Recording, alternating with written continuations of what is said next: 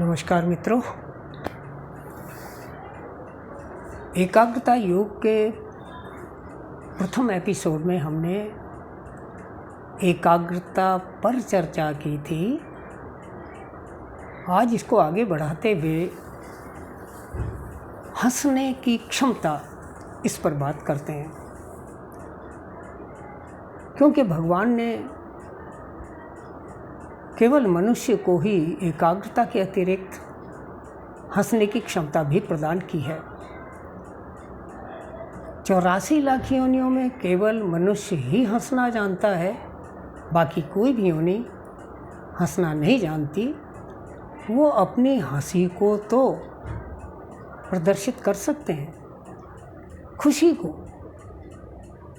पूँछ हिलाकर, उछल कूद करके, कई अलग प्रकार की ध्वनियाँ निकालकर, लेकिन हंसना नहीं जानते। हंसना केवल मनुष्य ही जानता है। तो जब इतनी महत्वपूर्ण चीज़ भगवान ने सिर्फ मनुष्य को दी है और फिर भी हम उसका उपयोग न करें, तो इसका मतलब ये हुआ कि हम पूर्ण रूप से मनुष्य नहीं हैं। तो देखते हैं हंसने के क्या क्या लाभ हैं। जो मनुष्य खुश रहता है, हंसमुख होता है, सब लोग उसको पसंद करते हैं। उसके मित्रों की संख्या अधिक होती है, उसका स्वास्थ्य बढ़िया रहता है, चेहरे पर आकर्षण अधिक होता है, अर्थात उसका आभा मंडल दूसरे लोगों की अपेक्षा अधिक विकसित होता है। खुश होकर काम करने से व्यक्ति कम थकता है, जबकि दुखी होकर काम करने से हम जल्दी थक जाते हैं।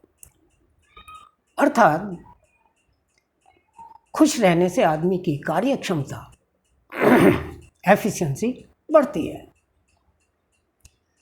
खुश रहने वाले व्यक्ति का हाजमा, पाचन भी अच्छा होता है। खुश रहने वाले व्यक्ति को यदि कोई बीमारी लग जाए तो थोड़ी औषधि भी अधिक काम करती है, जबकि दुखी उदास आदमी को अधिक औषधि की मात्रा भी कम काम करती है। इसलिए हर व्यक्ति को चाहिए कि खुश रहने का बहाना ढूंढे। अपनी सोच, अपनी कार्यप्रणाली और अपनी बोलचाल को ऐसा बनाए ताकि चारों तरफ खुशी का माहौल विकसित हो। इसके लिए आवश्यक है कि रात को सोने से पहले 2-3 मिनट के लिए अपनी शैया पर सीधी कमर करके बैठें और सुबह उठने से लेकर अब तक हमने क्या क्या किया, कितने लोगों को हंसाया, खुश किया, कितनों को नाराज किया, उदास किया, इसका गहन निरीक्षण करें। और ऐसे कामों से सदा बचें जिससे लोगों को दुख होता है, गुस्सा आता है, लड़ाई झगड़ा होता है, और ऐसे कामों की बार बार पुनरावृत्ति करें जो सबको खुश रखने में सफल है। ऐसा करके आपकी पॉपुलैरिटी, आपका चरित्र खूब बढ़ेगा। बिल्कुल पक्की बात है। एक बच्चा जिसकी आयु 10 वर्ष से कम होती है, एक दिन में कम से कम 25 बार हंसता है, इसलिए सबको प्यारा लगता है। चेहरा उसका सुंदर होता है, हाजमा भी उसका अच्छा रहता है, सब उससे बात करना चाहते हैं, उसके पास बैठना चाहते हैं। बड़े से बड़े व्यक्ति को भी उसके पास बैठने में आनंद आता है और बड़े से बड़ा व्यक्ति भी उसके साथ तोतली जुबान में बात करके आनंदित होना चाहता है। लेकिन वही बच्चा जब 25 वर्ष का हो जाता है तो हंसना कम कर देता है। फिर वह लगभग एक दिन में एक बार ही हंसता है, तब उसका आकर्षण क्षण बहुत कम हो जाता है। और वही व्यक्ति जब 45 साल का हो जाता है तब बहुत कम हंसता है, शायद 25 दिन में एक बार हंसता है। तो उसका आकर्षण और भी कम हो जाता है, मित्रों की संख्या कम हो जाती है, आवामंडल भी कम हो जाता है, सभी चीज़ों में कमी आ जाती है। और वही व्यक्ति जब 65 साल का हो जाता है तो हंसना भूल जाता है। फिर एक दिन में 25 बार हंसता नहीं, रोता है, झींकता है, शिकायतें करता है और अपना आकर्षण खो बैठता है। लोग उससे कटने लगते हैं, घर वाले भी उससे कम बात करते हैं, जगह जगह पर उसका तिरस्कार होता है। लेकिन फिर भी जो लोग हंसमुख रहते हैं, खुश रहते हैं, औरों में खुशियाँ बांटते हैं, वो तो मरते वक्त तक खिलखिलाकर हंसते हैं और आनंदित रहते हैं। लेकिन कौन है वे लोग? ये लोग हैं जो योग से जुड़ जाते हैं, सेवा से जुड़ जाते हैं, परोपकार से जुड़ जाते हैं और सांसारिक कार्यों को अपने दायित्व पूरा होने के बाद धीरे धीरे छोड़ देते हैं।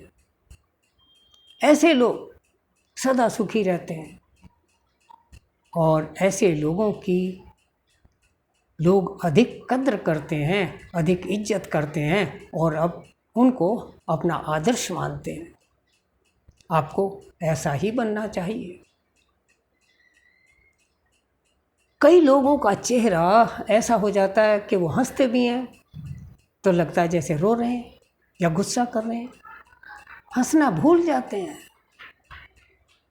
इसलिए हंसने की आदत डालिए।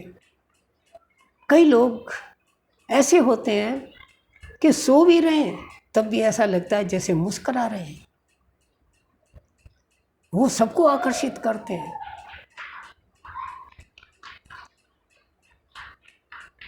और कई लोग जो ज़्यादा मैच्योर होते हैं, अहम भावना बहुत ज़्यादा हो जाती है, उनको हंसी ही नहीं आती। कितनी कोशिश कर लीजिए, वो बहुत ही खुश होते हैं तो बस ऐसे दांत दिखा देते हैं, छुट्टी, इससे ज़्यादा नहीं, उनकी किस्मत में है ही नहीं। लेकिन कुछ समझदार लोग कोशिश करके बड़े पद पर भी पहुंच जाते हैं, तब भी हंसने की कोशिश करते हैं, इस आदत को बनाए रखते हैं, वे सहज हंसी हंसते हैं, हा हा हा हा। इस प्रकार अच्छा है। लेकिन हंसना जहाँ डिसिप्लिन के साथ सहज हंसी अच्छी है, बचपन में किलकारियों के साथ अच्छी है, वहीं इसको एक योगाभ्यास के रूप में कई लोग सुबह सुबह भ्रमण और व्यायाम के बाद प्राणायाम और ताली वादन करते हैं और खूब जोर जोर से हा हा हा हा हा इस तरह रावण हंसी हंसते हैं। इससे उनके अंग प्रत्यंग में रक्त का संचार बढ़ता है, पाचन शक्ति अच्छी होती है, अच्छा व्यायाम हो जाता है, फेफड़ों को बल मिलता है, गले की सफाई होती है और हमारे मस्तिष्क के डेड सेल भी रीएक्टिवेट हो जाते हैं। बुढ़ापे में उनको भूलने की आदत नहीं होती, में मरते वक्त तक अपनी स्मरण शक्ति को ठीक बनाए रखने में सक्षम रहते हैं। इसलिए हंसिए, हंसाइए, ऐसे काम कीजिए जिससे लोगों में प्रसन्नता फैले, बीमारी से बचिए। एक बच्चा 10 साल से कम उम्र वाला जो 25 बार रोज हंसता है, सबको प्यारा लगता है, हालांकि तमोगुणी होता है। कहीं भी पेशाब कर देगा, शौच कर देगा, अधिक छोटा बच्चा कहीं भी हाथ डाल देगा, कुछ भी कर लेगा, कोई बुरा नहीं मानता, क्योंकि प्रकृति उसको ऐसा करने की लिए अलाउ करती है। वहीं एक नवयुवक 20 साल से 35 साल के बीच रजोगुण प्रधान होता है। उस समय वह तमोगुण से दूर रहता है और सतोगुण भी कम ही पकड़ पाता है।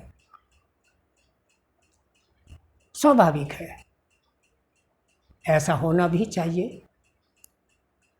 लेकिन 50 साल के बाद जो व्यक्ति अधिक सांसारिक होते हैं, रजोगुण या तमोगुण को लेकर चलते हैं, वो सदा या तो उपहास का कारण बनते हैं या आलोचना का कारण बनते हैं, और उनके लिए यह दुखदाई ही सिद्ध होता है। मनुष्य को चाहिए कि अपनी आयु के अनुसार तमोगुण को छोड़े, रजोगुण को छोड़े, सतोगुण को पकड़े और आध्यात्मिक उन्नति करे, ताकि इस जीवन को सफल बनाए और आने वाले जीवन को भी अच्छा बनाए और मरने के बाद भी एक प्रेरणा स्रोत बन कर के जाए, ताकि लोग उसके पद चिन्हों पर चलकर अपने आप को धन्य समझें। आध्यात्म को पकड़ने का सबसे बड़ा लाभ यही है कि इस जीवन को तो हमने जैसे काटना था वो काट लिया। अब अगले जीवन की तैयारी भी बुढ़ापे में लोग करना शुरू कर देते हैं, ताकि अगले जन्म में अच्छी जगह पैदा हों, अच्छे वातावरण में पलें, अच्छे माता पिता मिलें और इस तरह उत्तरोत्तर वृद्धि करते हुए मोक्ष की राह को आसान कर लें। तो वैसे तो करने को बातें बहुत हैं, लेकिन समझदार को इशारा ही काफ़ी होता है। आजकल दुनिया बड़ी व्यस्त है, ज़्यादा सुनने की किसी को टाइम नहीं, इसलिए हंसी पर बस यही संक्षिप्त वार्ता समाप्त करते हैं और अगले एपिसोड में सीधा मेरुदंड, स्ट्रेट स्पाइन, इस पर चर्चा करेंगे, क्योंकि भगवान ने एकाग्र चित्त और हंसी के साथ साथ सीधा मेरुदंड भी केवल मनुष्य योनि को ही प्रदान किया है। बाकी कोई भी योनि सीधी कमर करके न बैठ सकती, न चल सकती, न खड़ा हो सकती, केवल हमें ही सीधा मेरुदंड मिला है, जिससे हमारा व्यक्तित्व भी अच्छा रहता है और हमारे दूसरे काम भी अच्छे रहते हैं। इसके साथ ही समाप्त करते हैं, अगली बार फिर मिलेंगे। अगर आपको इसमें कोई बात अच्छी लगे तो उसको ग्रहण करें, लाइक और शेयर करें, चैनल को सब्सक्राइब करें, और अगर आपको कोई बात ठीक ना लगी हो या आप कोई सुझाव देना चाहें तो कमेंट बॉक्स में जाकर ज़रूर कृपा करें। धन्यवाद, नमस्कार।